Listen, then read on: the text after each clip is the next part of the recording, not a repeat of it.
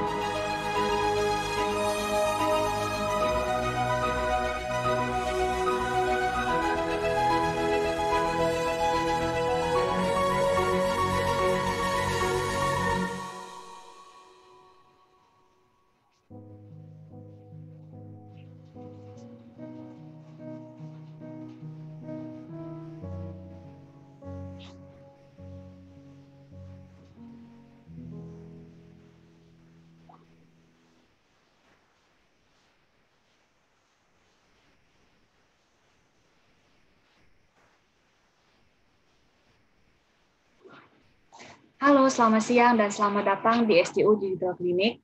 Senang sekali kami kembali bisa menyapa Bapak Ibu sekalian di tahun yang baru ini. Happy New Year semuanya. Saya Artoli Blessing yang akan memandu acara pada hari ini.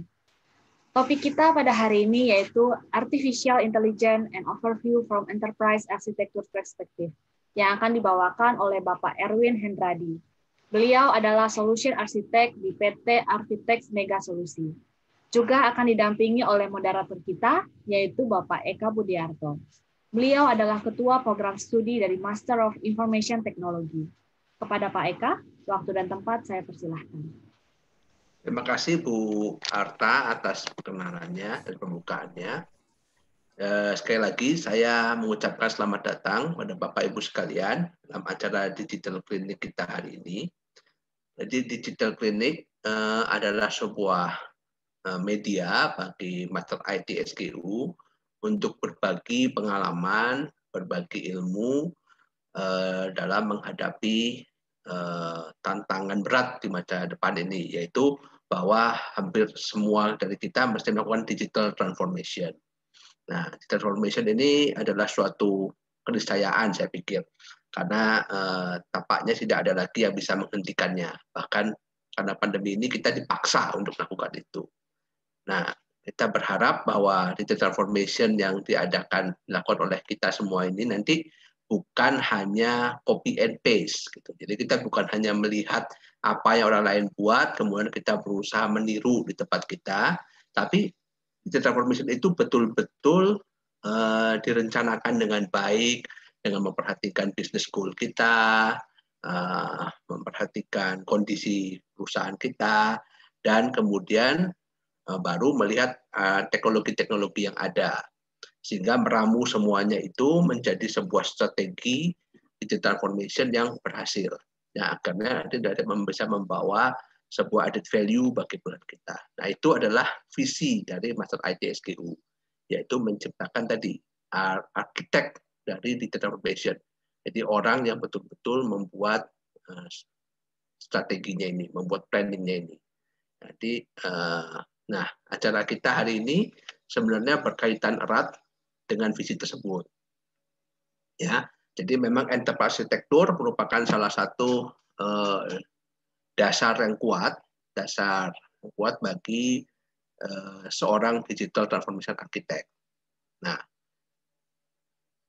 sekarang kita berusaha menghubungkan apa sih hubungannya enterprise architecture ini dengan artificial intelligence yang juga merupakan merupakan sebuah topik penting gitu dalam bidang IT. Nah, jadi kita lihat hari ini gitu ya. Nah, Pak Erwin ini adalah adalah solution arsitek di PT Arvitek, dan juga beliau pernah membantu kita dalam sesi ujian yang kita sebut OFSE, ya, Oral Final Study Exam di bidang enterprise architecture. Jadi kalau di MIT SGU sebelum tesis ada oral exam comprehensive test. Nah, Pak Erwin pernah membantu kita di situ. Oke, Pak Erwin, silakan saya berikan waktu dan tempat untuk Bapak. Silakan, Pak. Oke, terima kasih Pak Eka. Saya udah bisa share screen belum? Sudah mestinya.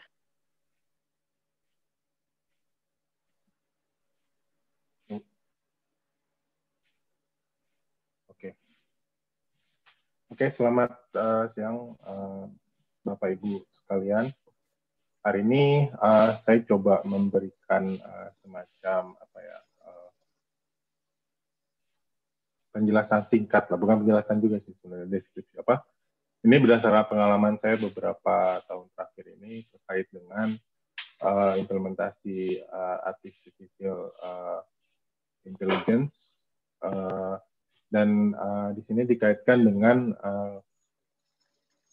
kenapa sih lebih ke enterprise arsitektur ini, bagaimana caranya membantu untuk mengimplementasikan artificial intelligence. Mungkin saya akan maju dulu ya. Jadi ini saya ambil dari ada satu artikel ya. Jadi tahun ini memang cukup luar biasa ya, bukan tahun ini, tahun sebelumnya, tahun 2020 itu cukup luar biasa karena pandemi dari COVID-19 yang mengakibatkan mungkin hampir seluruh baik institusi di government atau di swasta itu melakukan transformasi digital. Jadi yang asalnya kerja di kantor menjadi kerja di rumah, terus mungkin ada beberapa pekerjaan yang mungkin sudah tidak perlu lagi manusia misalnya mengirim email atau terkait dengan cek aset atau melakukan journaling gitu. Mungkin itu kan termasuk hal-hal yang bisa dilakukan secara otomatis. Nah, jadi selain pandemi juga itu kita udah sering mendengar tentang Industrial Revolution 4.0. Jadi IR 4.0 ini memang menjadi penggerak orang untuk mulai berpikir jauh ya, untuk melakukan inovasi-inovasi baru itu terutama di bidang AI. Gitu. Nah, mungkin udah pada tahu, tapi saya akan sedikit kasih overview ya. Jadi AI itu sebenarnya sih kalau dikelompokkan itu ada 3 bagian. Jadi AI itu sendiri nggak berdiri sendiri. Jadi dia tuh ada beberapa bagian-bagian yang mungkin bisa lebih spesifik gitu. Nah, ada 3, yaitu yang pertama machine learning. Machine learning ini lebih kepada jadi dia tuh melakukan pengolahan terhadap data. Nah, itu kemudian dimodelkan dari pemodelannya lalu diimplementasikan sehingga dia bisa membantu kita atau organisasi itu melakukan spesifik pekerjaan atau dalam hal ini melakukan hal-hal yang mungkin akan sulit juga dikerjakan oleh manusia karena ini terhubung dengan sekian banyak data. Nah, terus yang kedua adalah salah satu ini adalah cognitive computing. Nah, cognitive computing ini mungkin sekarang udah banyak ya. Contohnya misalnya kayak bot gitu. Nah, itu kan dia misalnya kalau ada kita mau belanja ke satu website, misalnya tiba-tiba ada bot nongol gitu. Nah, terus itu kan itu juga termasuk ibaratnya AI juga yang membantu misalnya kalau kita ada pertanyaan misalnya mengenai suatu produk atau kebutuhan produk atau mungkin juga komplain dan sebagainya itu juga bisa dikerjakan secara otomatis dengan AI ini. Nah, yang ketiga ini lebih spesifik lagi yaitu robotic process automation. Nah, ini sebenarnya satu platform yang dia tuh melakukan pekerjaan yang sifatnya berulang-ulang. Jadi misalnya kayak tadi saya sebutkan, misalnya di akhir bulan itu harus melakukan journaling, ngirim data ke finance, misal contoh ada proses dia harus ngirimin data ke finance. Nah, dengan RPA itu udah nggak perlu manusia lagi yang asalnya manusia melakukan cek datanya. Nah, terus setelah selesai di-compile, di-generate, lalu dikirim via email. Nah, kalau dengan RPA sudah tidak perlu. Jadi kita cukup membuat semacam proses automation. Jadi ini no coding sebenarnya. Dan sebenarnya platformnya sudah banyak juga. Salah satunya UiPath, kalau udah pernah dengar mungkin dari bapak ibu. Itu dengan melakukan dia tuh punya kemampuan untuk melakukan proses yang berulang gitu. Jadi yang nggak perlu harus dari pekerja itu tidak perlu harus melakukan hal tersebut secara sering-sering lagi gitu. Artinya manusia lebih difokuskan untuk yang sifatnya ada interpersonal interaction. Makanya di bawah ini, jadi dengan AI ini kita bisa melakukan mengotomasikan segala kegiatan yang sifatnya berulang dan mungkin juga berbahaya gitu, atau termasuk yang ada di manufacturing juga tuh. Nah, jadi employee itu lebih ibaratnya kita upgrade gitu. Jadi kita employee itu lebih digunakan untuk yang sifatnya yang robot nggak bisa. Artinya kayak misalnya yang hubungannya dengan negosiasi kayak gitu. Nah, jadi mungkin lebih memfokuskan pekerjaan aja gitu. Jadi nggak perlu harus melakukan pekerjaan yang berulang-ulang gitu. Nah, benefit.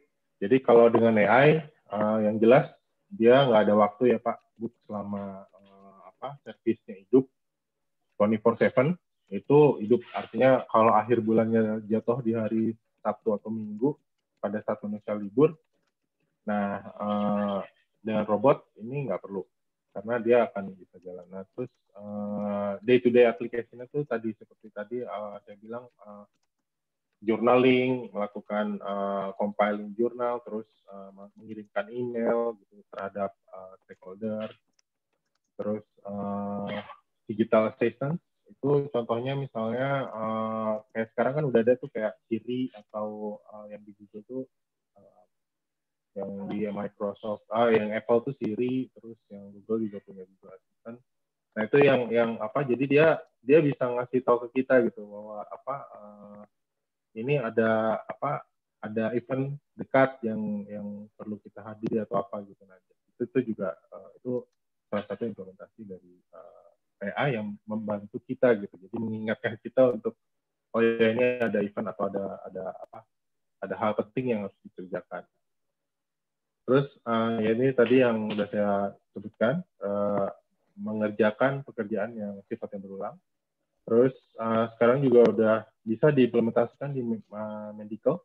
Saya juga pernah lihat ada beberapa mungkin kasusnya di tahun 2020 kemarin ya. Jadi di Wuhan itu ada satu artikel yang saya baca juga terkait dengan ini apa mendeteksi apa penderita COVID-19. Jadi dengan cara dibantu oleh machine learning. Caranya adalah dia ngebaca paru-paru. Jadi paru-paru itu kan di-scan pakai X-ray. Nah, dari situ bisa apa? Dari situ kan jadi image ya. Nah, image-nya diproses supaya dengan sekian banyak, tapi memang membutuhkan banyak data. Nah, di situ nanti kelihatan tuh antara penderita sama bukan. Jadi begitu ada orang masuk di scan, terus nanti si aplikasi ini akan bisa mendetek nih. Oh ternyata kalau paru-paru yang itu kayak gini, dia mungkin ada simptom ke arah penyakit tertentu. Terus hazardous exploration itu juga bisa dibantu oleh AI. Artinya manusia bisa lebih aman ya. Jadi artinya nggak perlu harus manusia sendiri yang melakukan mengeksplorasi. Terus yang jelas dengan robot itu pasti berkurang error. Terus lebih cepat melakukan keputusan. Dan tentunya pasti akan banyak. Jadi kalau misalnya hal yang repetitif itu sudah dikerjakan oleh robot, mungkin ada kemungkinan proses-proses lainnya yang terkait dengan bisnis itu mungkin ada hal-hal yang baru yang bisa ditemukan. Nah, kalau kita ngomong tentang AI itu terdiri dari secara komponen itu ada 4. Jadi yang pertama itu data. Yang jelas AI pasti butuh data. Jadi data itu harus dikumpulkan, dibersihkan, diintegrasikan, terus disimpan dalam satu environment yang cukup aman, karena kita berbicara tentang data juga, di satu environment yang cukup sustain, dan yang scalable. Jadi kan kalau kita bicara data itu data, apalagi kalau misalnya dari sensor ya, itu kan akan masuk terus tuh. Nah itu kan berarti kan dari sisi dari sisi environment juga perlu mungkin nggak akan semuanya kita simpan gitu ya dari sensor itu. Jadi cukup hal-hal yang mungkin perlu kita simpan itu yang akan yang bisa disimpan. Nah itu data. Mungkin juga salah satunya juga adalah bagaimana caranya mengintegrasikan semua data. Nah itu juga perlu menjadi konsiderasi. Gitu. Nah yang kedua adalah algoritma. Jadi setelah kita punya data nih, nah berarti kan kita harus punya semacam algoritma bagaimana kita mengolah data gitu. Nah data ini berbicara apa sih? Nah itu algoritma ini yang akan membantu kita dalam melakukan implementasi AI. Yang ketiga, kalau kita udah punya data, nah kita punya algoritmanya juga misalnya. Nah, berarti kita harus punya semacam tempat di mana kita melakukan tes, karena dengan sekian banyak data kan harus kita coba ya, kita calibrate, kita bersihkan, terus kita masukkan ke dalam model. Nah, model ini juga akan generate error kan. Maksudnya tingkat efektivitas dari satu model ini mungkin bervariasi gitu. Jadi ada yang bisa menghasilkan di atas 90%, mungkin 70% juga itu akan sangat berat di achieve gitu. Nah ini kan membutuhkan semacam platform ya. Jadi satu tempat untuk ibaratnya tim data science ini bermain gitu. Nah yang keempat adalah software, infrastrukturnya. Nah ini ibaratnya dari keseluruhan ini mau pakai software apa. Sebenarnya secara ini sudah banyak, even contohnya kayak Google itu dia sudah banyak punya platform, dia juga udah banyak yang open source gitu yang bisa kita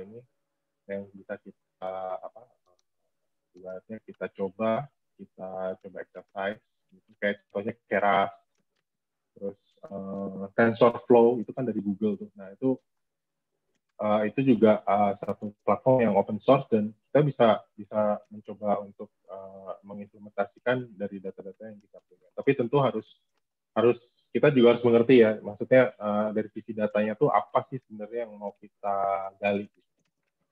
Nah tadi Google, Azure, Microsoft Azure dia punya Azure Machine Learning. Nah dia tuh sebenarnya sudah punya environment yang cukup banyak juga, itu salah satu contoh. Amazon juga pasti punya gitu. Tapi saya nggak akan ke arah sana, jadi saya cuma ini hanya overview yang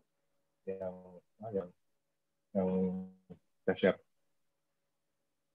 Nah ini contoh kalau misalnya di bagian finansial. Jadi apa sih yang bisa dibantu dari AI gitu. Jadi yang pertama fraud detection with false positive itu maksudnya adalah jadi kalau misalnya ada fraud, ada potensial fraud. Nah itu biasanya kalau misalnya jadi sebenarnya aplikasi itu ada yang platform ada yang sudah banyak nih, tapi dia tidak menggunakan AI ya. Jadi false positive itu maksudnya adalah misalnya dia sebenarnya benar gitu, tapi dia dianggap salah, jadi akibatnya dia gagal transaksi. Nah dengan machine learning itu dia bisa lebih akurat, jadi meminimalisir kejadian false positive. Karena dengan kejadian false positive ini cukup akan membuat customer itu menjadi cukup meningkatkan komplain ya. Jadi ya akan jadi bad reputation juga untuk company-nya gitu. Tapi dari sisi security bisa achieve gitu, artinya benar-benar kalau misalnya ada yang fraud sama yang bukan fraud, nah itu itu bisa ke detect dengan baik.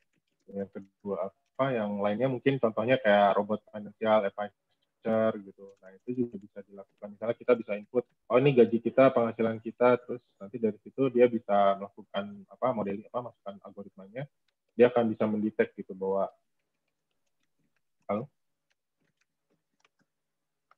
Ya Pak. Gitu. Nah terus chatbot, terus price talk itu salah satu ininya. Dan terakhir mungkin face recognition ya, mungkin ini salah satu yang misalnya sekarang juga banyak gitu, contohnya kayak KYC, know your customer. Jadi pada saat sebenarnya ini bisa diimplementasikan di bank, artinya pada saat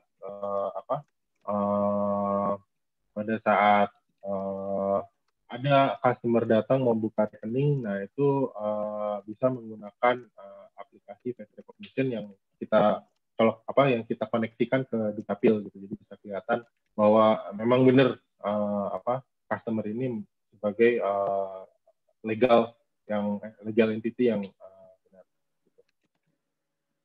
Gitu.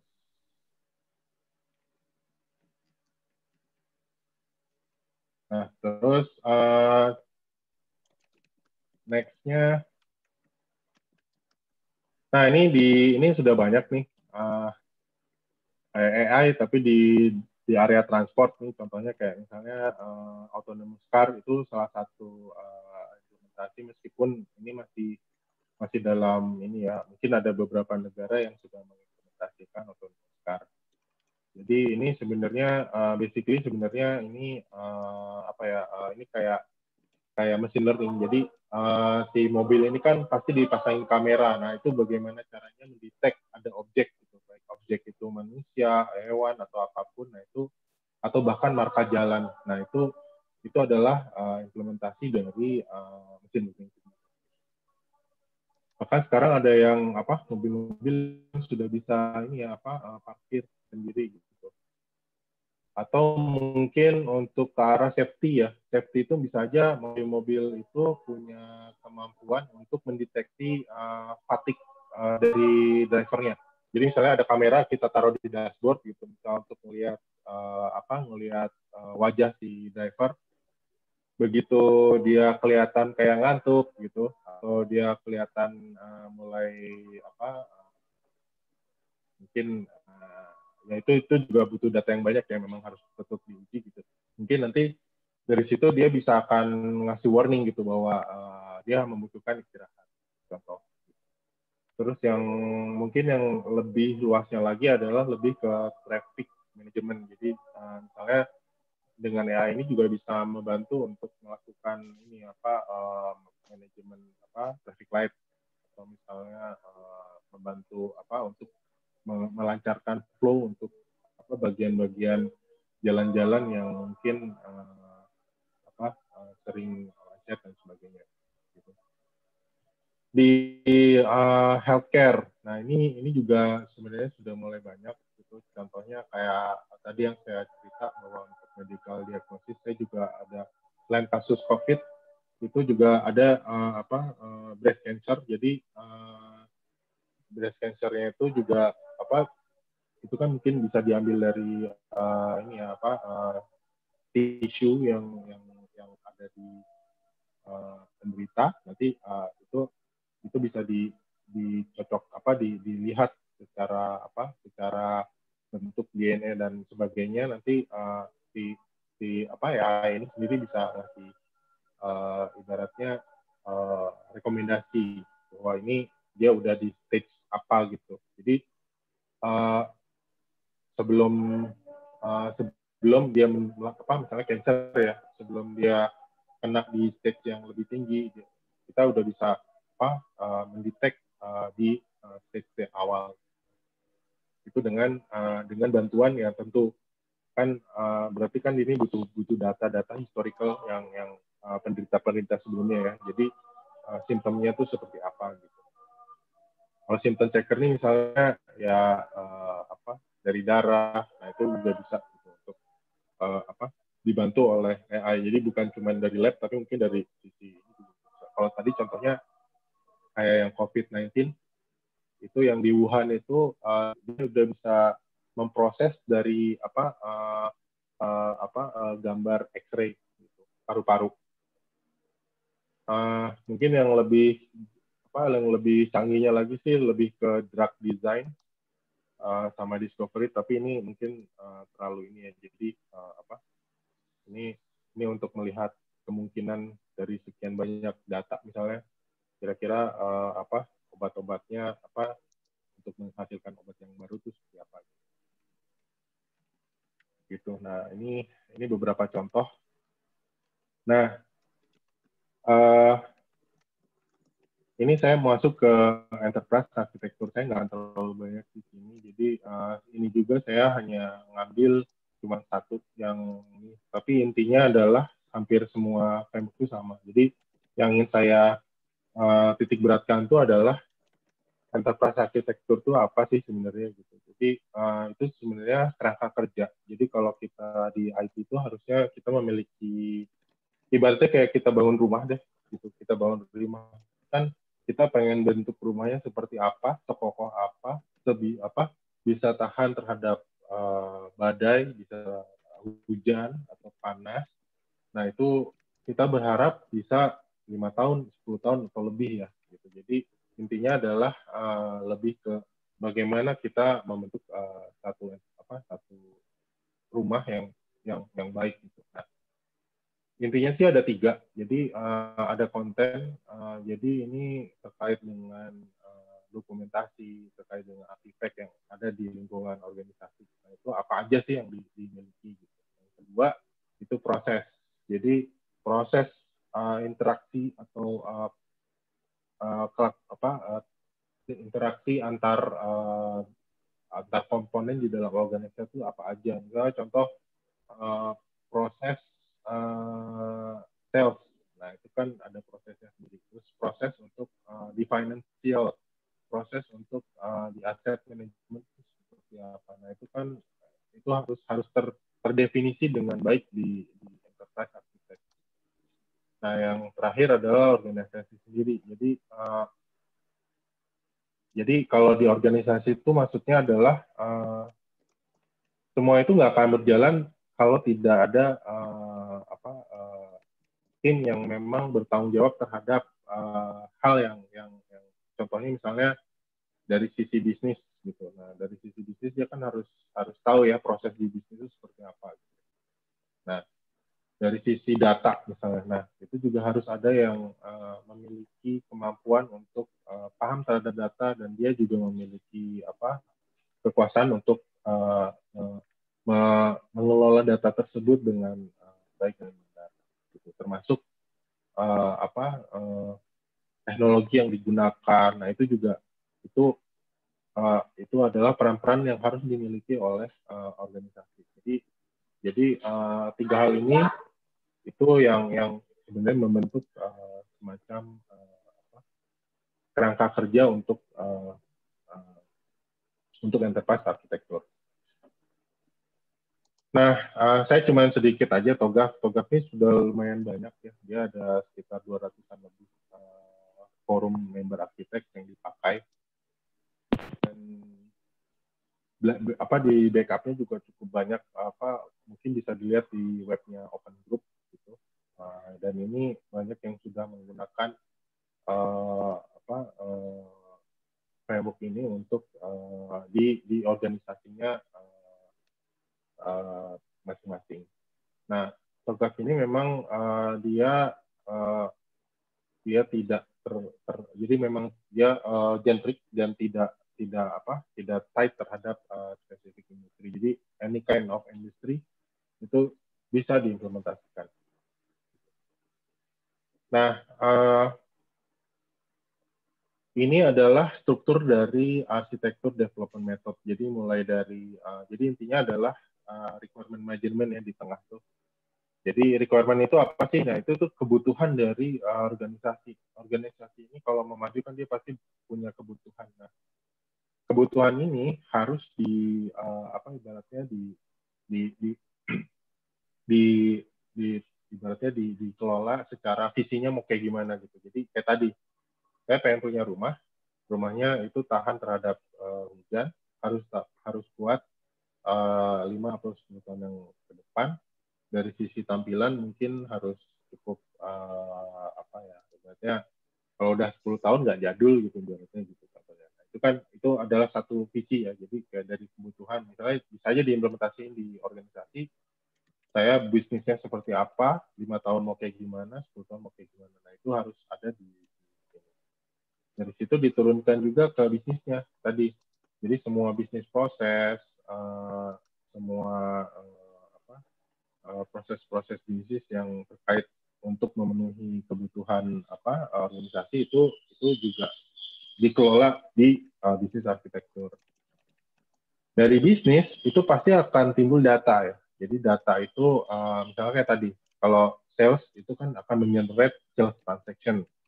Terus kalau misalnya finance pasti ada finance data terus dan sebagainya ya. Jadi itu juga harus dikelola dengan baik. Artinya dari information system ini kan harus organisasi itu membutuhkan data model seperti apa, terus infrastrukturnya seperti apa, data warehouse, big data atau apapun. Nah, itu juga harus dikelola dengan baik di sini. Terakhir bukan terakhir, next-nya adalah teknologi. Jadi pemilihan teknologi itu teknologi apa yang mau dipakai. Misalnya berbasiskan Oracle kah atau apa misalnya Oracle atau MySQL atau apapun, ini contoh aja gitu. Jadi itu yang perlu juga ibaratnya didefinisikan di dalam arsitektur.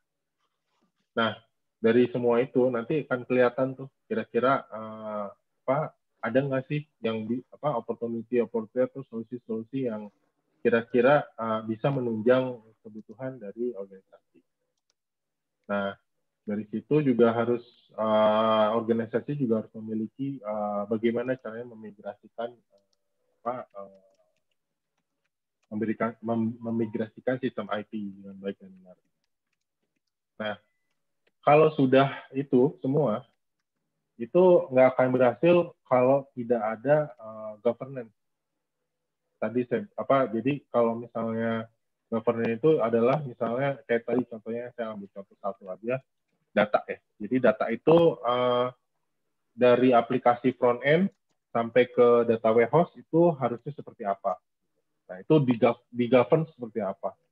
Apakah orang bisa sembarangan injek data, apakah orang bisa ngambil data, atau siapa aja yang bisa input masukkan data ke dalam warehouse dan sebagainya. Nah, itu harus dikelola di dalam enterprise. Yang terakhir adalah change management.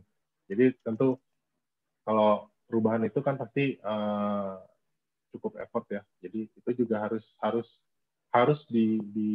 ibaratnya didefinisikan, didefine bagaimana merubah dari satu titik ke titik lain gitu. Artinya kalau saya mau coba implementasikan AI ya. Nah, bagaimana caranya ini merubah nih? Artinya dari yang biasanya dikerjakan sama manusia, terus sekarang manusianya harus nggak perlu ngerjain pekerjaan tersebut gitu. Jadi sudah dikerjakan oleh robot atau bagaimana. Itu kan butuh change management yang kuat. Jadi ini yang framework ini yang sebenarnya kalau dimiliki oleh organisasi, saya pikir cukup bisa membantu organisasi untuk maju dalam IT-nya. Nah, di sesi ini saya pengen ngasih lihat kira-kira apa sih yang kenapa sih atau apa yang bisa dibantu oleh enterprise architect dalam mengimplementasikan AI. Nah, ini dari Gartner ya. Jadi tahun 2023 ini sebut rata-rata tuh enterprise architect itu akan fokus ke information architecture ya, karena mungkin sekarang ini kan data itu udah mulai cukup masif ya. Jadi even mobil aja itu ada IoT-nya gitu. Jadi mungkin pesawat juga itu pasti IoT-nya ada gitu.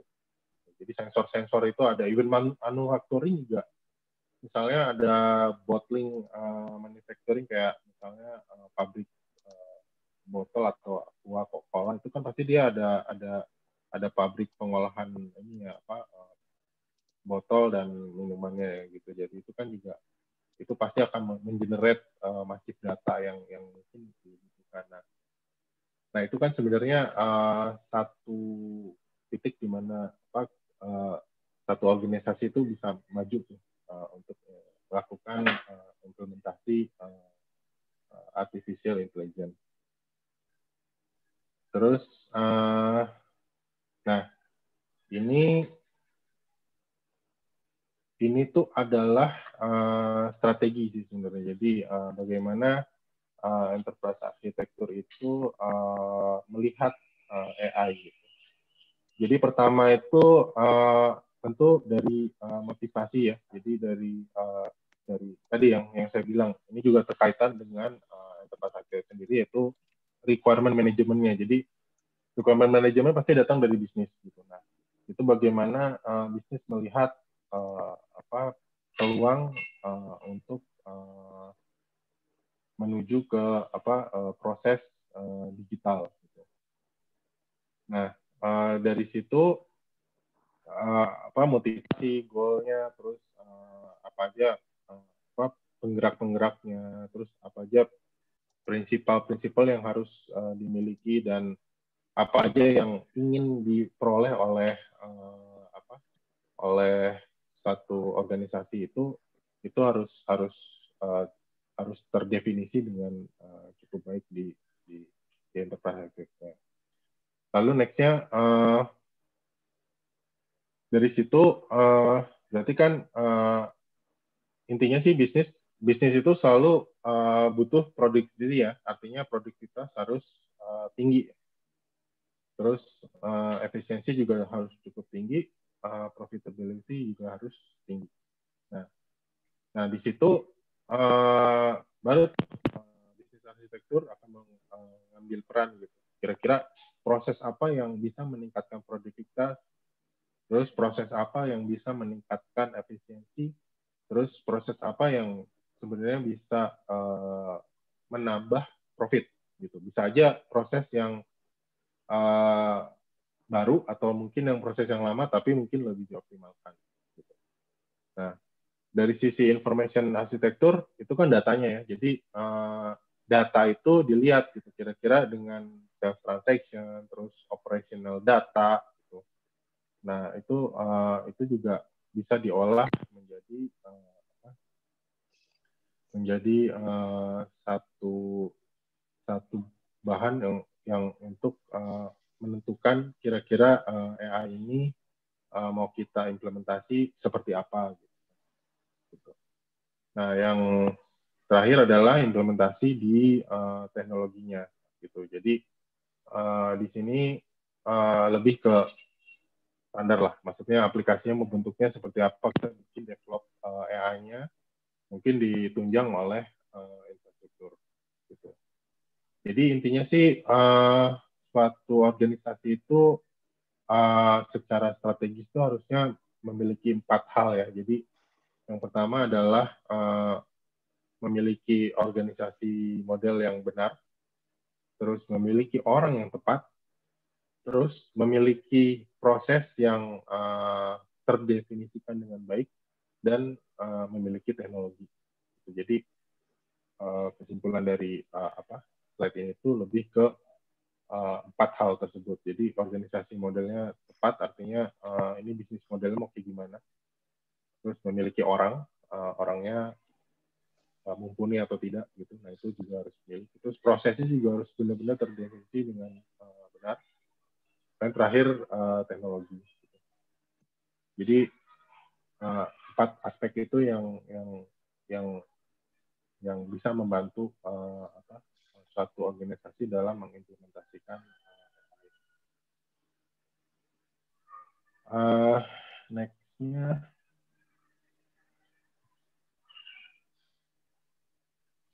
Nah, ini saya juga sempat lihat. Jadi Andrew Ng ini adalah dia sebelumnya adalah VP Scientist dari Baidu sebelum dia join the Google Brain. Jadi intinya sih AI ini tuh apa sih sebenarnya gitu. Jadi AI ini tuh sebenarnya lebih ke, jadi kita mesti pada saat kita mau mengimplementasikan AI itu benar-benar harus dari sisi bisnisnya gitu. Jadi bisnisnya itu apa yang tadi yang balik lagi di slide sebelumnya, artinya proses apa yang mau kita perbaiki, produktivitas apa yang mau kita tingkatkan, efektivitasnya apa yang mau kita achieve gitu. Nah, jadi itu kan hubungannya dengan bisnis ya. Jadi bisnis konteksnya mau seperti apa gitu. Nah dari situ membutuhkan cross functional team yang the right people-nya itu, yang akan menjalankan segala hal terkait AI-nya. Bahkan dia nggak nyebut tentang teknologi sih, karena teknologi sebenarnya juga teknologi itu sudah ada, cuman mungkin belum banyak yang gitu. Nah, tapi ini jadi intinya sih kalau AI mau diimplementasi dalam satu organisasi itu baiknya harus terstruktur karena tidak dengan ibaratnya tambal sulam terus saya pengen punya ini gitu. Saya pengen punya ini gitu. Jadi harus benar-benar kita planning dengan baik karena jika kita salah bisa aja nanti malah kita cost-nya tinggi karena kebutuhan datanya jadi mungkin yang ready atau tidak gitu. Jadi memang harus dilihat dari sisi bisnisnya, dari sisi datanya ready atau enggak, dari sisi bisnisnya memang membutuhkan itu, datanya ada atau enggak. Dari situ baru aplikasi sama software aplikasi sama infrastruktur akan ikut gitu.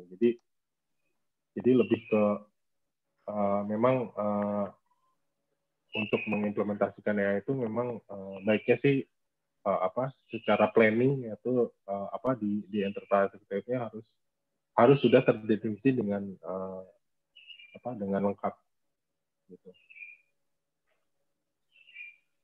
Nah, ini juga saya ambil dari Gartner sebenarnya. Jadi intinya sih intinya kan sebenarnya AI itu adalah data ya, makanya tadi di Gartner juga bilang 2023 itu banyak kan fokus di information architecture, artinya di data sebenarnya. Jadi dari data itu kan sebenarnya membutuhkan orang yang bisa mendengar data gitu. Jadi supaya data ini berbicara tuh seperti apa gitu. Nah, itu adalah gambaran sebenarnya AI itu apa gitu. Jadi intinya sih sebenarnya data. Nah, cara makanya gimana? Berarti kan organisasi itu harus memiliki program untuk data literasi. Jadi misalnya saya tahu tuh kalau misalnya di organisasi itu terkadang ada yang data-datanya itu mungkin nyebar di sana sini gitu. Nah, itu yang perlu diperbaiki juga mungkin. Jadi perlu diintegrasikan atau perlu yang redundant data tuh mungkin perlu diintegrasikan. Jadi cukup inilah. Terus dari situ mungkin perlu juga orang yang bisa melakukan analisis data. Jadi dari data-data yang ada setelah diperbaiki, di-clean, diintegrasikan. Nah, itu kan dibaca tuh kira-kira dari data sales ini misalnya kelihatan nggak misalnya penjualan di bulan tertentu itu ada kenaikan atau mungkin ada penurunan gitu. Nah, itu juga perlu membaca ya, salah satu contoh gitu. Jadi bagaimana caranya dari organisasi itu ada orang yang bisa membaca data. Ini maksudnya dari Identify Fluent Native Speaker itu maksudnya adalah lebih ke mungkin di organisasi harus disiapkan data scientist gitu. Karena orang ini tuh yang bisa melihat gitu data dari berbagai perspektif. Jadi bisa aja nanti data itu memunculkan satu data baru lain yang mungkin itu sangat berguna untuk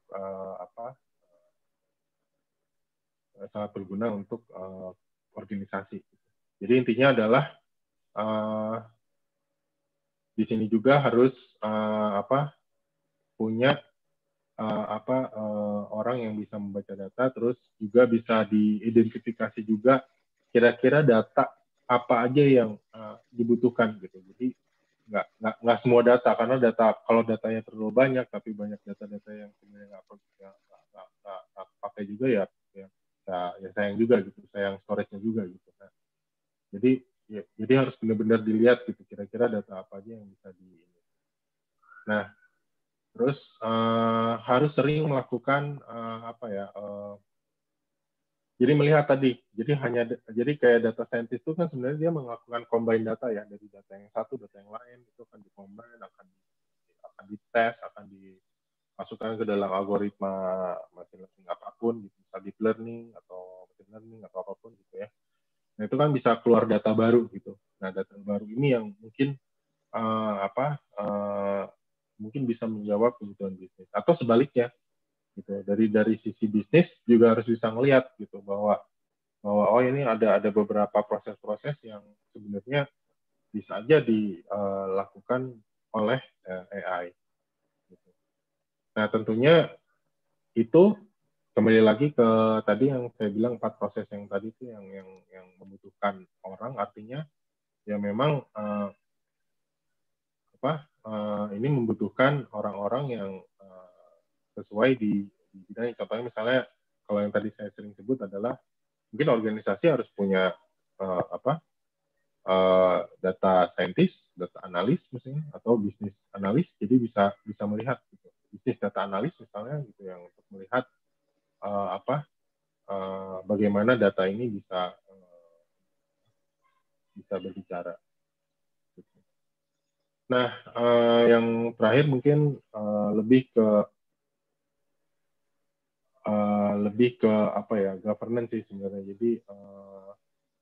Jadi selalu memastikan bahwa data ini memang sering digunakan. Jadi terkadang kalau misalnya ada satu proyek, begitu proyek selesai mungkin udah dilupakan gitu. Nah, tapi kalau di AI itu baiknya adalah harus selalu aktif menggunakan jadi komitmen antar stakeholder gitu. Jadi memastikan bahwa pertukaran data antar sistem, terus data-data yang yang di govern, yang di manage di organisasi itu memang tidak redundant, terus benar-benar terintegrate gitu dalam satu ekosistem di dalam organisasi. Jadi nggak ada yang tiba-tiba orang bikin satu aplikasi dengan database sendiri, tapi sebenarnya datanya itu sebenarnya ada tuh di dalam environment yang sudah ada di organisasi. Jadi itu yang komitmen seperti itulah contohnya yang mungkin perlu untuk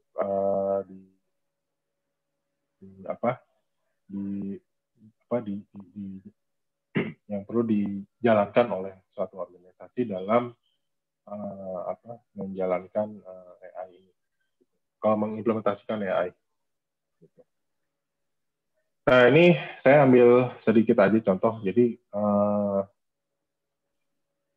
gimana sih caranya mengimplementasikan AI ya? Contoh ini di area customer service. Jadi di area customer service itu satu mungkin harus diidentifikasi ya, kira-kira apa sih yang bisa membuat kepuasan pelanggan itu seperti apa gitu. Nah, dari situ coba di-assess misalnya kalau AI itu diimplementasikan di dalam area ini, kira-kira itu akan improve nggak kepuasan pelanggan. Karena dengan puasnya pelanggan artinya kan produk kita ibaratnya makin meningkat ya value-nya gitu. Nah, itu yang perlu dilihat, gitu, di-assess apakah ini bisa atau enggak. Nah, lalu berikutnya adalah melakukan planning gitu, dibantu oleh tadi enterprise arsitekturnya, melakukan planning, implementasi, bagaimana caranya untuk mengimplementasikan ya solusi ini. Contohnya misalnya kalau kita mau implementasi bot ya, chatbot gitu. Jadi kalau misalnya ada customer datang masuk ke website, misalnya mau komplain atau mau nanya satu produk, itu bisa aja gitu ditampilin chatbot misalnya. Chatbot kan tuh salah satu AI juga ya, yang ke arah cognitive computing itu tadi.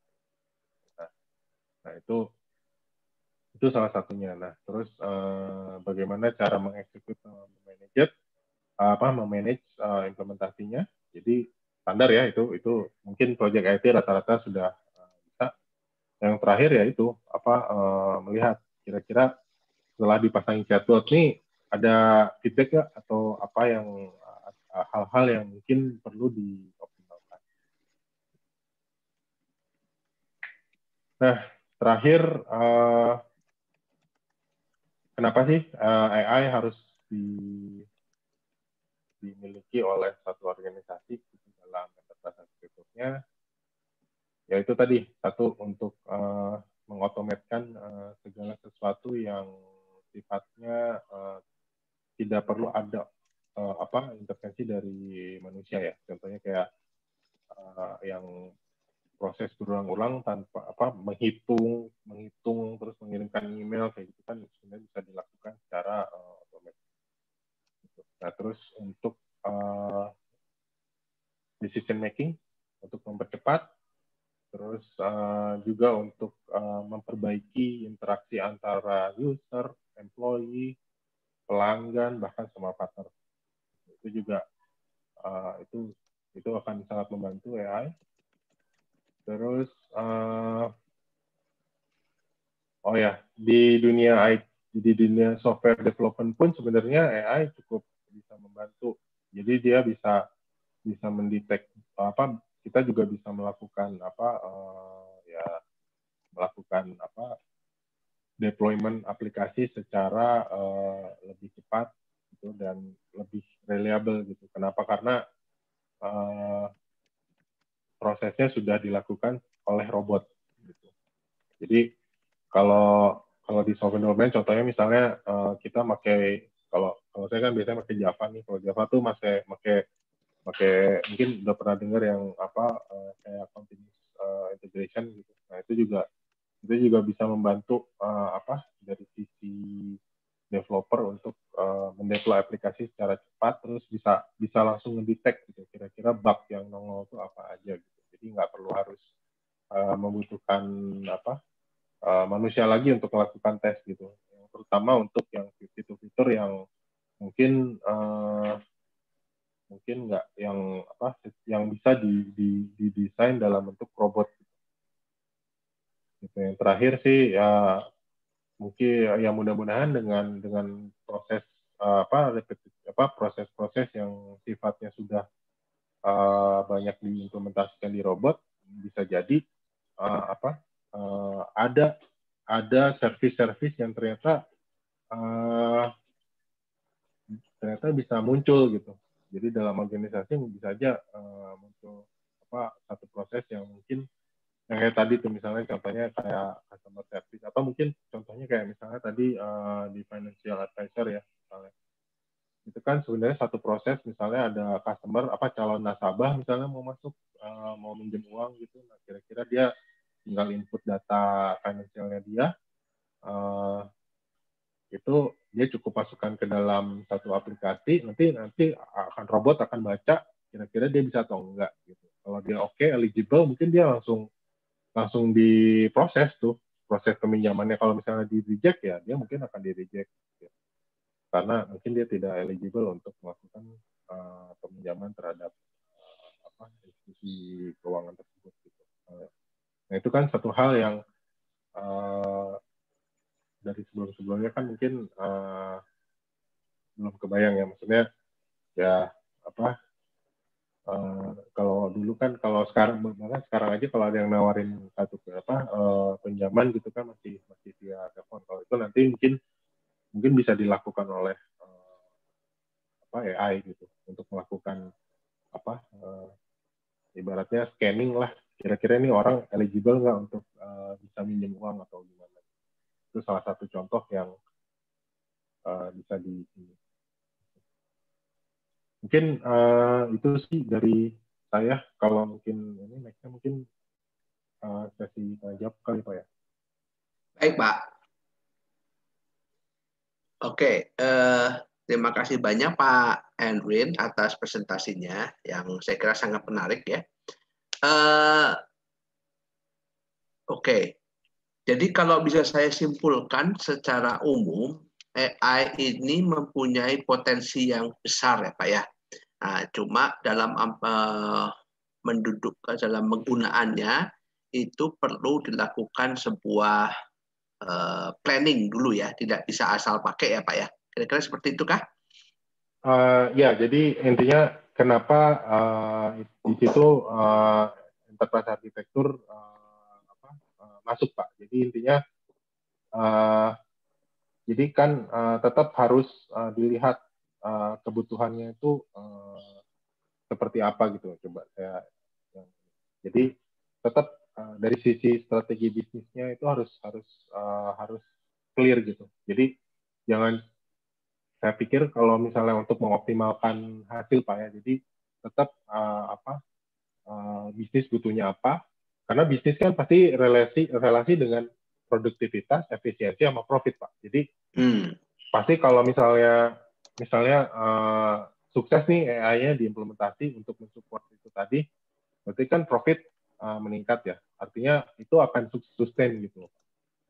Jadi memang tidak ada baiknya sih tidak dilakukan secara sporadis. Jadi kita harus benar-benar, karena memang secara teknologi pun ini kan cukup kompleks Pak, karena melibatkan banyak hal Pak. Jadi bukan cuman pengolahan data aja gitu. Dia ada proses untuk pemilihan algoritma yang efisien seperti apa. Belum nanti harus diintegrasikan dengan aplikasi-aplikasi di front end. Sebenarnya contoh yang tadi saya ceritakan, misalnya ada customer itu kan akses ke web ya, ke satu aplikasi lah, mobile atau web gitu. Nah itu kan bisa aja dikonekkan dengan si AI-nya ini gitu. Jadi itu satu proses yang menurut saya sih sebenarnya harusnya dengan planning yang baik tuh harusnya akan bisa lebih optimal. Daripada nanti kalau udah implementasi terus hasilnya tidak sesuai, itu akan repot tuh Pak. Karena kadang di Indonesia kan, wah ini udah cost besar nih, terus kayaknya kurang ini gitu. Jadi mungkin ada baiknya di planning dengan benar, mungkin pakai fase juga gitu. Jadi biar dilihat gitu outcomes-nya itu achieve nggak. Gitu. Oke, siap. Terima kasih Pak. Jadi itu terima kasih atas jawabannya Pak. Jadi itu mengkonfirmasi bahwa visi kita bahwa digital transformation terutama juga AI ini memerlukan arsitek ya Pak, memerlukan planner sebelumnya. Jadi tidak bisa asal copy and paste teknologi yang dipakai orang langsung kita pakai di tempat kita, tidak bisa seperti itu ya. Oke Pak, terima kasih atas jawaban ini. Saya juga sudah menerima banyak pertanyaan nih Pak. Jadi ada pertanyaan-pertanyaan yang diberikan oleh para peserta ketika akan registrasi ke dalam acara ini. Ada juga yang perlu ditanyakan sekarang di chat. Nah, karena banyak pertanyaannya, saya coba rangkum beberapa pertanyaan, saya jadikan satu ya Pak. Nah, oke. Yang pertama adalah beberapa pertanyaan tentang sebenarnya apa sih Pak kendalanya untuk tadi nih melakukan atau menjalankan AI ini Pak. Nah, tentu mungkin dalam konteksnya dengan IA-nya juga ya dalam interpretasi arsitekturnya di Indonesia Pak. Masalahnya apa sih Pak? Kenapa ini kok kayaknya belum terlalu terlalu banyak digunakan gitu Pak? Untuk lebih ke ini apa ya, enterprise architecture-nya Pak ya? Iya Pak, masalah-masalahnya apa sebenarnya Pak? Kalau saya bilang sih, kalau soal enterprise architecture sih lebih ke komitmen Pak. Saya jarang melihat perusahaan di Indonesia itu yang memiliki solution architect atau enterprise architect. Gitu. Kenapa? Jadi gini, banyak saya temukan juga event ini juga di perusahaan besar ya Pak ya. Gitu. Itu yang misalnya ada inisiatif IT itu datangnya dari dari sesuatu yang sifatnya dadakan gitu loh Pak. Nah itu kan artinya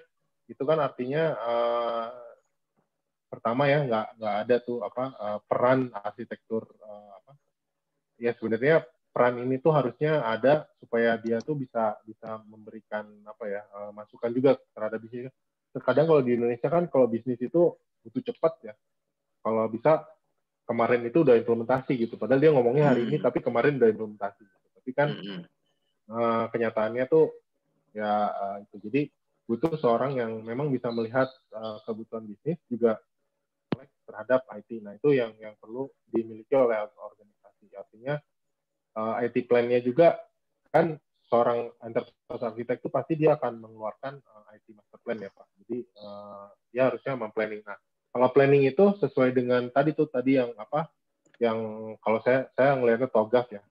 Kalau TOGAF itu kan itu kan ada arsitektur vision ya. Vision itu kan diturunkan dari bisnis proses gitu, dari requirement yang dibutuhkan oleh bisnis atau operation atau apapun. Itu kan, nah itu yang kalau saya ngelihatnya di Indonesia itu kayaknya ke arah komitmen untuk kesananya yang belum ada gitu. Jadi kalau sekarang ini, kalau saya sih mungkin ini pengalaman saya juga ya. Jadi sebelumnya kan saya kerja juga untuk satu perusahaan, anak perusahaan grup besar lah ibaratnya. Itu juga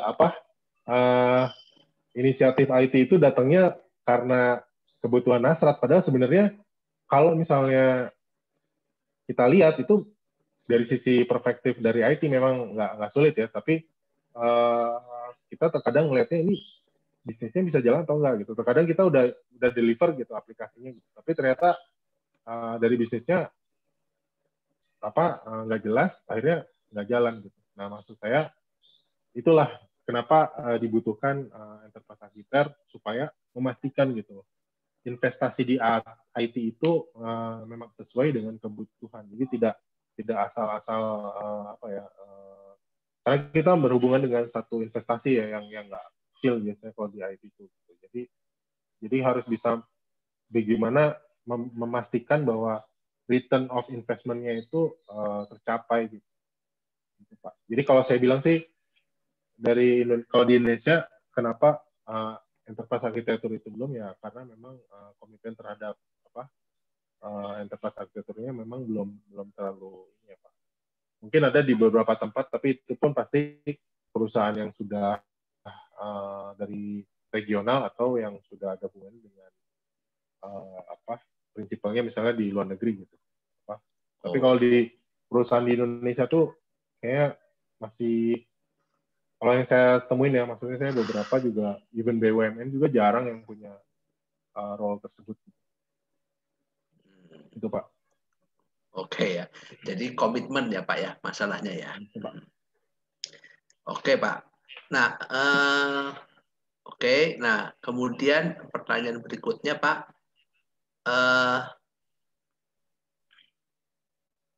Nah ini sebenarnya Pak bagaimana sih ini ada pertanyaannya. Oh ya, bagaimana peluang AI ini Pak? Peluang AI ini di Indonesia itu sebenarnya sejauh apa sih Pak? Gitu Pak. Bagaimana profitability-nya secara umum gitu? Secara umum ya Pak ya. Saya pikir sih peluangnya masih besar Pak, karena di Indonesia ini mungkin saya nggak tahu kalau di audiens ada yang dari tempat online atau perusahaan online atau perusahaan yang ya kayak Gojek atau Grab lah, Gojek lah gitu. Dia pasti udah menggunakan data itu sebagai makanan sehari-hari. Gimana caranya dia bisa mendeteksi dia bisa ngasih notifikasi, misalnya saya sering Gojek nih untuk beli makanan tertentu misalnya. Nah itu kan sebenarnya salah satu implementasi AI adalah AI ini bisa mendeteksi behavior dari saya gitu. Apalagi orang Indonesia cukup ini ya, saya nggak tahu mungkin kalau di 2020 mungkin karena pandemik mungkin agak sedikit turun, cuman tapi dari sisi consumer behavior-nya itu cukup tinggi ya. Jadi disitulah sebenarnya data itu bisa diolah. Atau bahkan kalau mau sih sebenarnya ya ini kalau misalnya sebenarnya kalau di Indonesia ini punya ini kan pemerintah mungkin lagi melakukan ini ya semacam proyek ya untuk mengintegrasikan beberapa data menjadi satu data yang memang bisa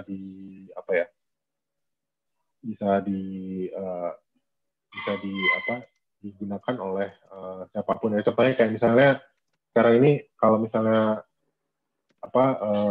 kayak data terkait dengan kependudukan itu kan masih masih nggak jelas ya gitu lah. Nah, tapi kalau seandainya itu sudah benar ya, saya pikir sih ke depan Indonesia tuh mungkin kita ini ada penduduknya banyak nih. Pasti kalau misalnya masing-masing dia punya aplikasi aja, dia akses ke, saya nggak akan ngambil keseluruhannya ya, saya cuma ambil ke Bukalapak misalnya, atau ke Tokopedia, atau ke toko online-nya lah, Shopee dan sebagainya gitu.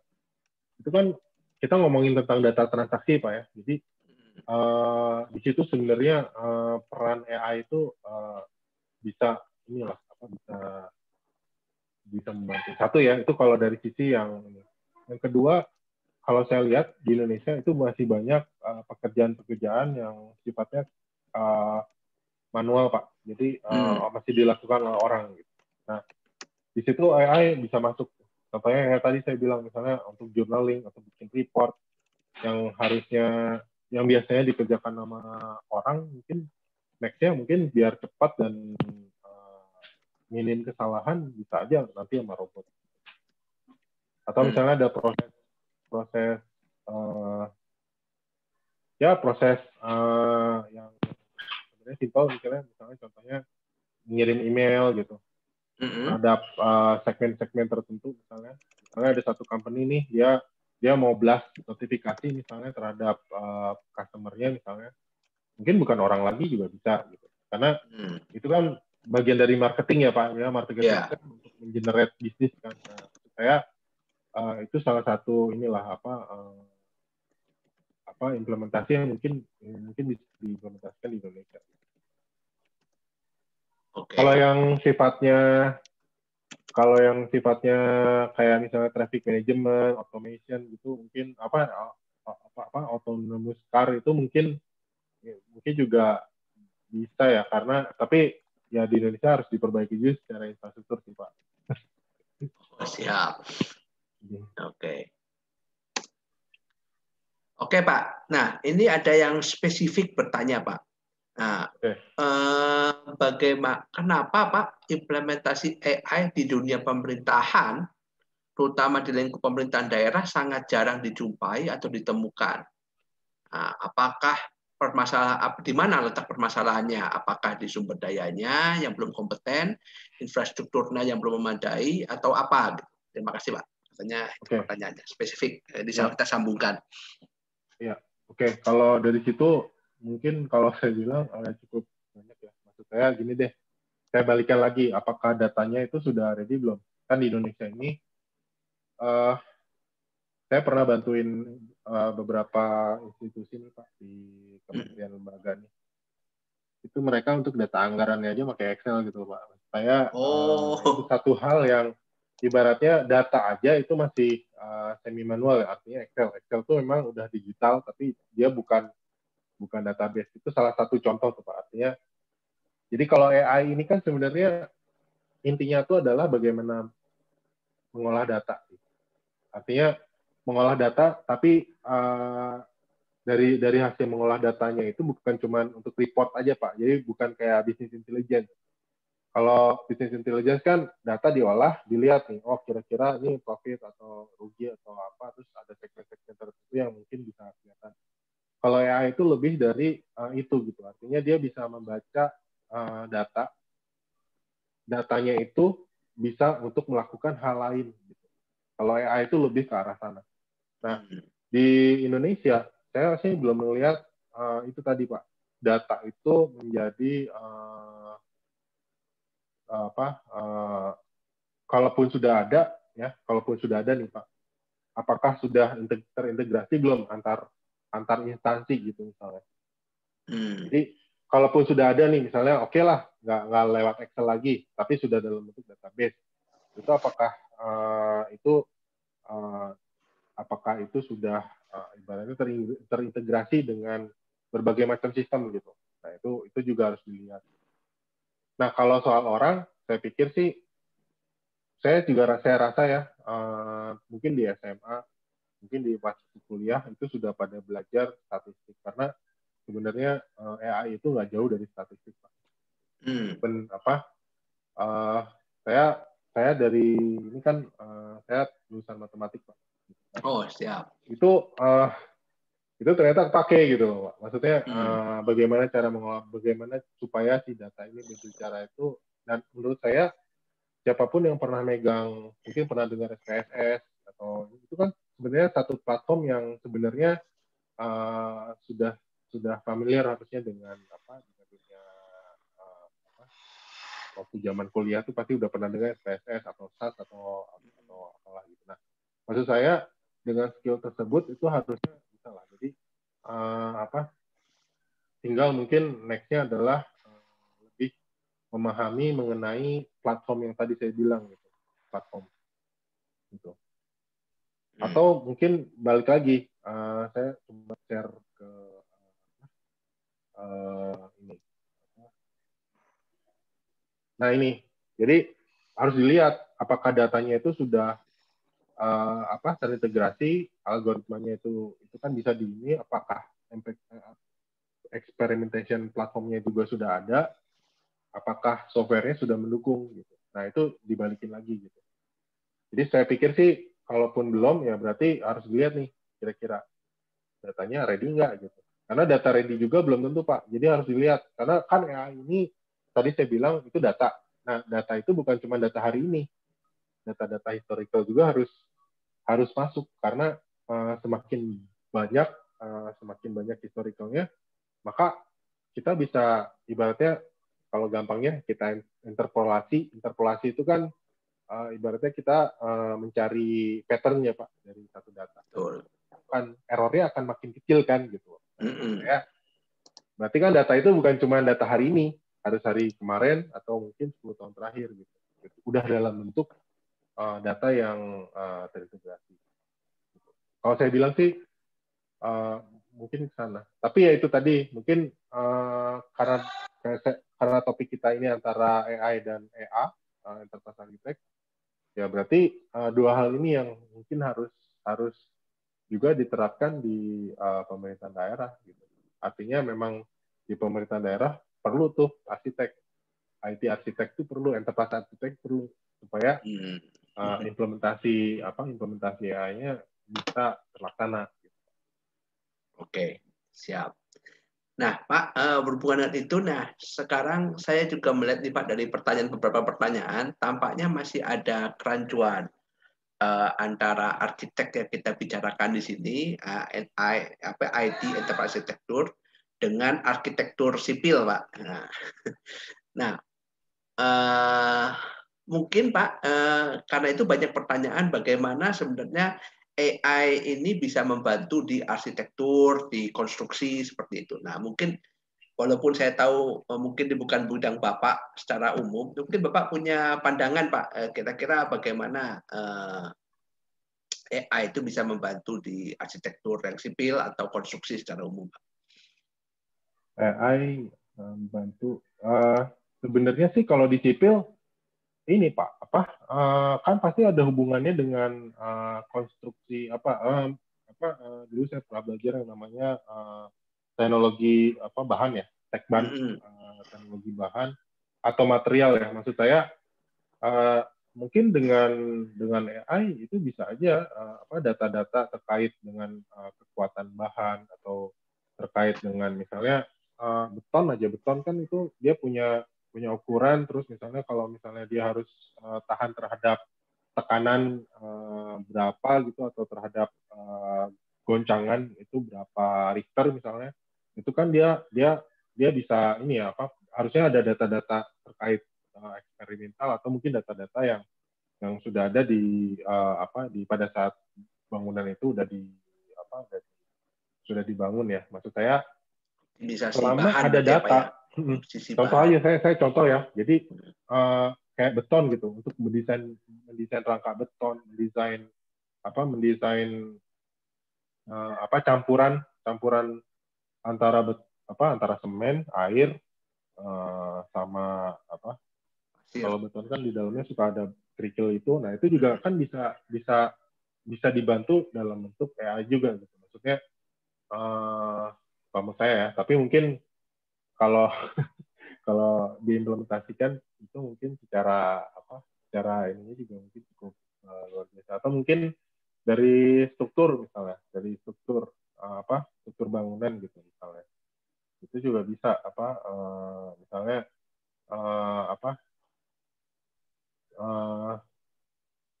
termasuk kekuatan terhadap untuk menghadapi angin misalnya atau menghadapi hujan juga kan mungkin kalau selama datanya ada, misalnya ada sensor yang bisa ini juga bisa. Atau ini kalau sekarang ini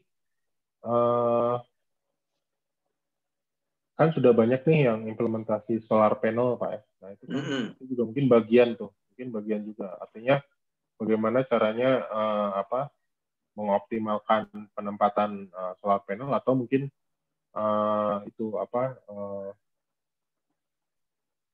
bagaimana mengefisiensikan penggunaan listrik misalnya gitu, dengan AI. Tapi intinya sih sebenarnya selama data itu tersedia, selama data itu ada, baik data yang sekarang atau data-data yang historical, seharusnya sih AI bisa ngebantu gitu. Karena harusnya kita nggak ngelihat dari industri yang spesifik sih. Tapi mungkin ini pertanyaan bagus sih. Ya. Oke Pak. Nah menyambung itu Pak, apakah ada kemungkinan ke depan nanti itu yaitu banyak pekerjaan yang akan malah diambil oleh AI Pak dan automation.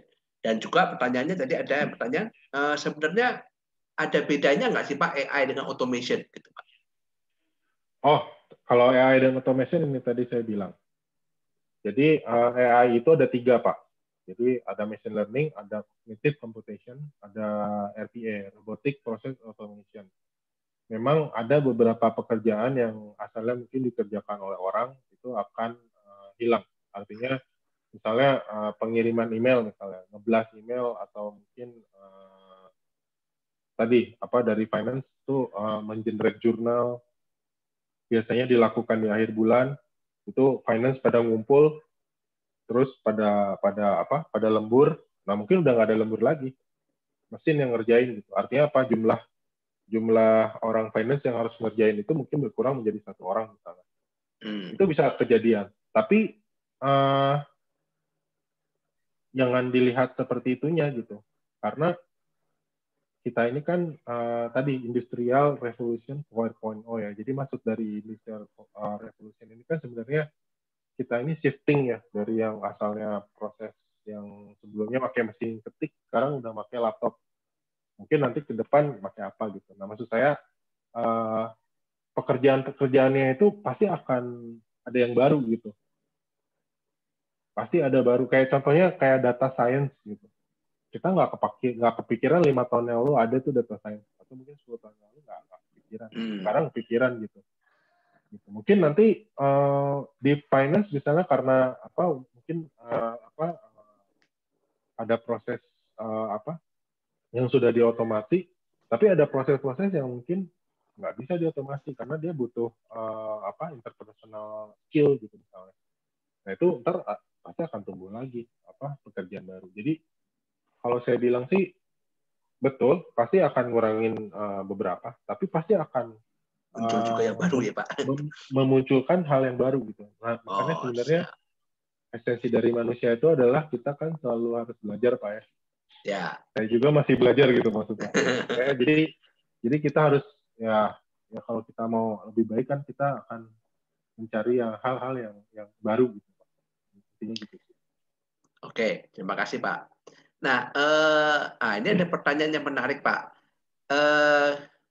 Ada yang mencoba mencari tahu apa sih Pak hubungan antara blockchain teknologi dengan AI dengan EA nih Pak. Apakah kira-kira di mana letaknya blockchain ini Pak? Kayaknya penanya ini Pak Slamet ini tertarik pada blockchain dan dia berusaha menempatkan blockchain ini bagaimana hubungannya dengan AI dengan EA Pak. Oke. Blockchain itu sebenarnya adalah satu platform Pak untuk mendistribusikan rekor secara aman. Artinya itu satu platform khusus ya. Jadi itu memang gunanya untuk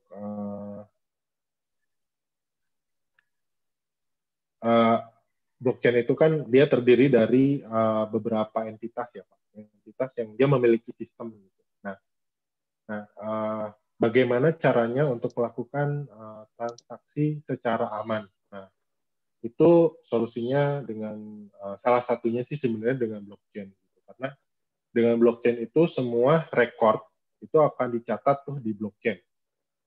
Dan itu record itu tidak bisa ibaratnya dibilang immutable. Immutable itu artinya nggak bisa dihilangkan. Ya kecuali kalau misalnya ini ya apa data centernya diledakin, tapi ya, intinya sih sebenarnya selama masih ada blockchain-nya itu dia si recordnya itu pasti akan ada di dalam blockchain-nya itu sendiri. Nah, kalau dibilang AI, blockchain itu sebenarnya bukan AI.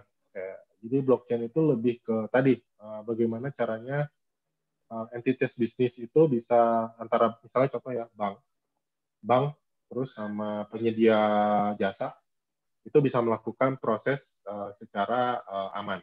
Jadi tadi jadi blockchain itu kan dia di dalamnya tuh pasti ada algoritma yang inilah cukup lah. Jadi lumayan untuk menantang juga, maksudnya hacker itu juga nggak akan dengan mudah untuk melihat data, kecuali kalau misalnya salah satu key-nya udah kebuka gitu. Tapi itu juga membutuhkan waktu yang cukup lama ya. Intinya adalah blockchain itu adalah untuk proses itu tadi, untuk menyimpan transaksi secara aman, pertukaran antara bank, misalnya contoh bank atau sama kasarnya aman. Nah di sisi lain AI itu sebenarnya platform yang beda gitu, karena dia tuh lebih ke itu tadi melakukan pengolahan data untuk menghasilkan satu proses baru atau ya kayak tadi misalnya decision making atau apapun. Nah, itu AI. Nah, tapi blockchain for AI itu ternyata sudah diimplementasi sama Microsoft, Pak. Salah satunya Microsoft. Jadi bagaimana caranya dia melakukan ini contohnya nih ya. Jadi misal nih, kan Microsoft tuh dia punya environment untuk ini ya melakukan punya algoritma terkait dengan dia punya banyak data lah ibaratnya. Nah data itu kan sebenarnya bisa aja di share ya. Nah itu bisa ditaruh di blockchain. Jadi data-data misalnya data algoritma model itu bisa di share di blockchain. Jadi datanya itu kita bisa taruh di blockchain. Nanti siapa yang membutuhkan, selama dia eligible, selama dia legitimate untuk bisa akses data tersebut, ya dia akan bisa melakukan proses transaksi. Gitu. Nah, ini sebenarnya bisa diimplementasikan juga untuk digital asset management. Jadi, misalnya aset, contoh ya, satu perusahaan punya aset. Ambil contoh lah, pesawat itu kan mesinnya banyak ya, komponennya banyak. Mesin itu kan mungkin baut dan sebagainya juga banyak. Nah, itu juga bisa itu bisa ibaratnya disimpan di dalam blockchain. Gitu. Nah, AI-nya di mana? AI-nya ya untuk proses itu tadi decision making. Misalnya ini ada yang mau beli sesuatu gitu terhadap aset tersebut misalnya. Nah, itu dengan blockchain itu kan jelas security-nya udah terjamin. Nah, mungkin AI-nya lebih ke untuk misalnya ini ini untuk misalnya lebih ke arah harga misalnya.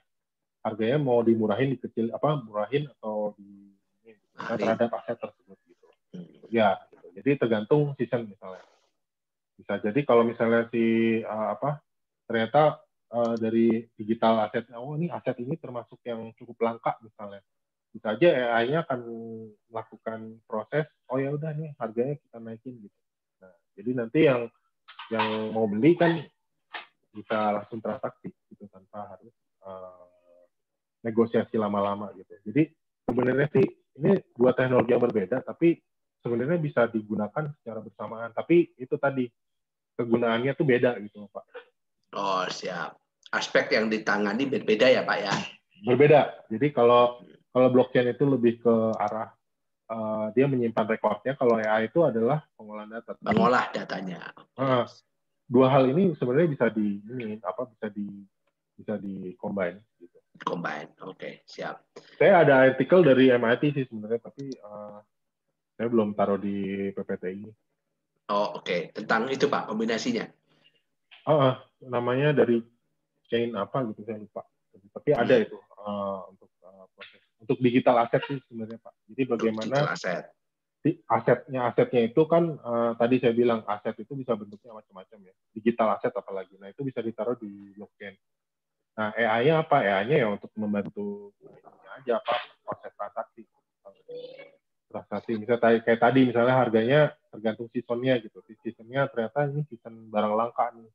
Dia baru ada nanti 10 bulan lagi misalnya. Atau mungkin ini kalau 10 bulan lagi kan berarti dari pabrik baru datang 10 bulan lagi. Artinya barang ini bakal dibanjiri oleh pabrik itu nanti mungkin 10 bulan lagi. Tapi sekarang kalau dijual sekian mungkin bisa laku gitu. Misalnya contoh.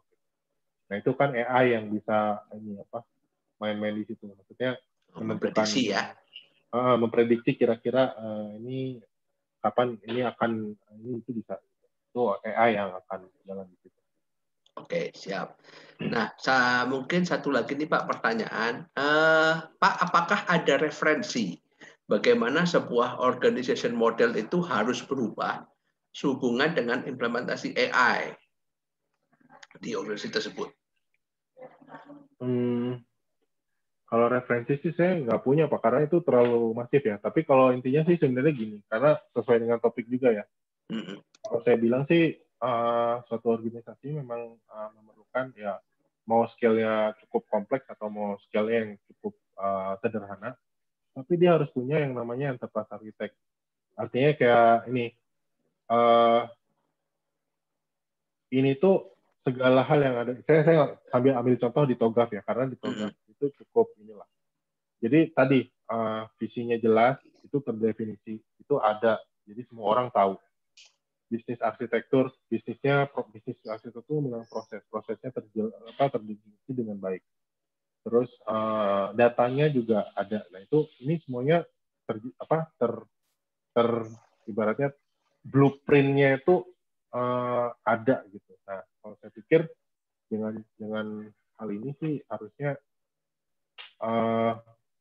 nggak perlu harus yang cukup dalam, karena ini adalah satu proses yang iteratif. Jadi nggak perlu harus yang lengkap di awal gitu, Pak. Jadi cukup dengan yang sederhana dulu misalnya. Tapi selalu diupdate gitu setiap periode gitu. Dan konsisten gitu. Maksudnya komitmen konsisten itu dilakukan gitu. Nah, saya pikir sih nggak perlu harus sampai merubah total ya. Tapi yang penting adalah itu tadi, minimal harus punya ini dulu arsitek. Tapi kalau misalnya untuk AI ya minimal harus punya data scientist sih Pak Bu, satu orang atau berapa lah gitu. Minimal dia bisa membantu organisasi untuk mulai mengolah di data ini gitu, untuk memunculkan kebutuhan. Siap. Nah, kemudian ini mungkin ada beberapa pertanyaan yang searah dengan ini. Bagaimana sih Pak cara mempelajari AI ini, terutama kalau kita mau mengintegrasikan dengan tadi business intelligence atau EA gitu Pak. Caranya gimana? Sebaiknya belajarnya. Caranya gimana? Perlu mentor kah atau gimana gitu? Saya pikir sih ini nggak bisa dipelajari oleh sendiri ya Pak Bu. Jadi ini tuh adalah kalau kita implementasi AI itu adalah ini aja. Jadi AI itu kan sebenarnya satu teknologi yang spesifik sebenarnya. Jadi dia platformnya juga spesifik. Tapi sebenarnya dia membutuhkan banyak entitas ini. Contohnya misalnya data. Kayak data itu kan mungkin database engineer akan terlibat, data analis terlibat, bisnisnya terlibat, aplikasi apa aja yang dibutuhkan, misalnya aplikasi yang terkait yang dibutuhkan, nah itu juga terlibat. Jadi nggak bisa, kalau saya bilang sih akan berat effortnya kalau itu dijalankan oleh satu orang ya. Maksudnya kalaupun mentor pun sebenarnya sifatnya juga lebih ke konsultasi sih. Jadi nggak perlu harus nggak sampai ini, karena yang melakukan harus organisasinya sendiri supaya ini berjalan. Karena tadi saya bilang bahwa ini kan ada hubungannya dengan kebutuhan bisnis ya. Jadi kalau mau implementasi AI itu harus jelas kebutuhan bisnisnya apa gitu. Nah dari situ baru tuh dibagi-bagi tuh. Oh ya, dari sisi data ada nggak, dari sisi bisnis prosesnya gimana, dari sisi infrastruktur siap nggak, dari sisi teknologi atau aplikasinya apa yang harus di acquire gitu. Nah itu memang baik lagi Pak. Mungkin akan lebih baik kalau misalnya enterprise architect yang melakukan planning lah, berarti membantu melakukan planning. Oh siap. Oke, nah mungkin di MIT SGU itu kita punya satu sub bidang konsentrasi yang disebut data science business informatik yang berhubungan juga dengan EA dan AI ini. Mungkin Pak Amin bisa memberikan feedback juga Pak terkait dengan pertanyaan tadi ini Pak. Pak Amin adalah koordinatornya. Silakan Pak Amin. Baik, Pak Eka, ya jadi memang kalau di kita itu tadi juga udah disinggung untuk kelengkapan data itu kita ada framework yang kita gunakan untuk dalam proses planning ini sebelum kita transformasi jadi secara fully bisa terlaksana. Selain tadi yang udah di-share sama Pak Erwin ya tentang TOGAF. Kita memang juga mengajarkan TOGAF. Di sini juga ada ahlinya Pak Ipung. Lalu kalau dari segi data kita memang menggunakan itu Damapok untuk mengkombinasikan framework TOGAF ini juga sehingga kita bisa melihat seluruh yang tadi udah di-share itu tipe proses teknologi dan data atau information itu bisa ini Pak sesuai sama bisnis, sesuai sama visi misi, terus menyelesaikan permasalahan yang ada gitu ya. Terutama memang kan kalau area bisnis sekarang ini kan kita bisnisnya semua online harus dilakukan tanpa bisa ketemu. Nah itu secara fisikal maksudnya jadi kita mau nggak mau ya memang betul ya Pak Erwin bilang kita beresin lah dulu, mari kita berangkat dari proses data kita gitu Pak. Jadi kita data completion, data cleansing, juga data type-nya seperti apa, lalu naik terus hingga prosesnya itu harus segera dimulai. Dan ini sangat penting, ya, sangat penting digarisbawahi berkali-kali gitu, karena kalau kita nggak segera lakukan, dan tadi Pak Erwin juga udah share case-nya, malah ada yang istilahnya, oh ini deadline-nya kemarin gitu kan, itu Berarti kita harusnya lebih cepat nih kan, apalagi tadi ada juga unsur people yang harus dipenuhi untuk skill-nya gitu kan. Kalau nggak lengkap juga akhirnya nanti dia nggak bisa achieve yang mau dicapai itu. Jadi sebaiknya gitu sih. Sebaiknya harus sesegera mungkin gitu. Baiknya kalau jadi dari pihak perusahaan paling nggak orang bisnis, orang risk, orang human capital dalam hal ini biasanya disebut SDM, itu harus segera planning bersama dan tentunya dengan orang IT ya. Nah itu harus duduk bareng tuh. Nah itu pengalaman gitu ya dan belajar itu jarang banget yang kayak gitu karena banyak sekali perusahaan tuh yang sekarang kewalahan dengan perubahan baik dari segi kultur, regulation, terus dari resources-nya semua berubah. Kalau itu nggak dihandle secara sistematis, critical, terus juga dengan pendekatan yang tepat, ya udah tinggal tunggu waktu aja. Jadi bahaya sekali gitu.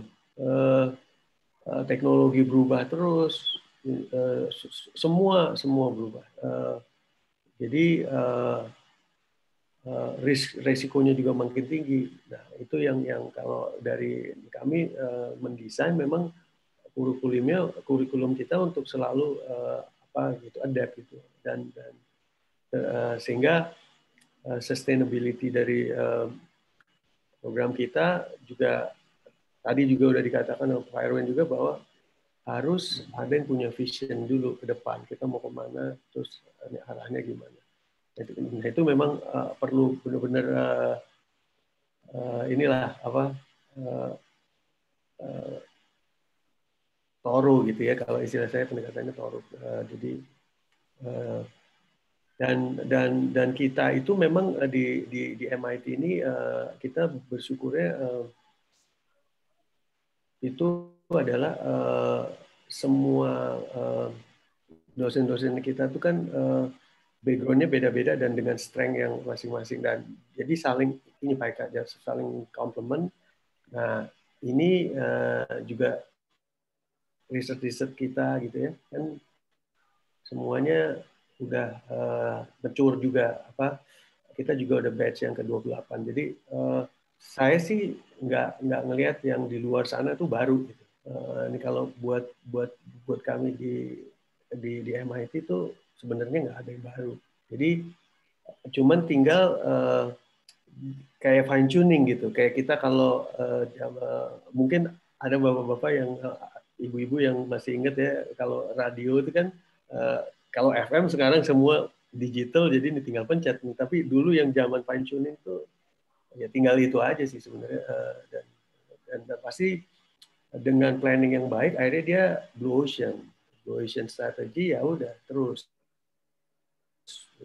dan terus continuous improvement gitu Pak. Mungkin itu tuh Pak Eka yang di garis bawahi. Jadi AI dan seterusnya nanti ke depan kita robot gitu ya Pak Eka sendiri juga ahli robot jadi ya kita ini aja gitu mulai dari sekarang secepat-cepatnya gitu Pak mungkin itu kali Pak Eka yang bisa menambahkan ya sharing nih terima kasih Pak Eka. Yo terima kasih Pak Amin. Terima kasih Pak Erwin menarik sekali. Sama-sama Pak. Oke, nah berhubung waktunya sudah hampir jam 5 sekarang, saya kira waktunya sudah habis, harus diakhiri. Mohon maaf tidak semua pertanyaan tadi saya sampaikan, tapi saya harap tadi rangkuman dari pertanyaan-pertanyaan ini cukup memberikan gambaran tentang tentang hubungan antara AI EA dan Industrial Revolution yang perlu kita, digital transformation yang perlu kita lakukan ya. Nah, jadi saya kira ini sangat sangat penting untuk kita pahami bersama, terutama karena digital transformation itu seperti yang sudah beberapa kali diutarakan harus terjadi, itu tidak bisa ditolak lagi kayaknya. Nah, jadi kita seperti yang Pak Erwin sudah beberapa kali juga mengatakan, kita memerlukan arsitek untuk ini. Jadi perlu ada arsiteknya yang membuat perencanaan sehingga digital transformation, implementasi AI segala macam ini bisa berjalan dengan lancar dan betul-betul membawa added value buat perusahaan kita. Nah, MIT SGU berusaha memberikan pengetahuan, skill untuk menjadi digital transformation architect ini. Juga memberikan tentang kuliah-kuliah tentang enterprise architecture. Oke, dengan demikian saya akhiri sesi tanya jawabnya. Saya kembalikan lagi ke Bu Arta. Silakan Bu. Baik, terima kasih Pak Erwin untuk pemaparannya, juga kepada Pak Eka yang sudah mendampingi sebagai moderator. Kita akan masuk ke dalam sesi foto bersama. Jadi Bapak Ibu bisa open kameranya sehingga kita bisa take foto dulu sebentar. Mungkin Pak Erwin bisa take down share screen-nya. Ya, mungkin Bapak Ibu bisa dibuka kameranya. Kita akan take foto sebanyak 2 kali ya.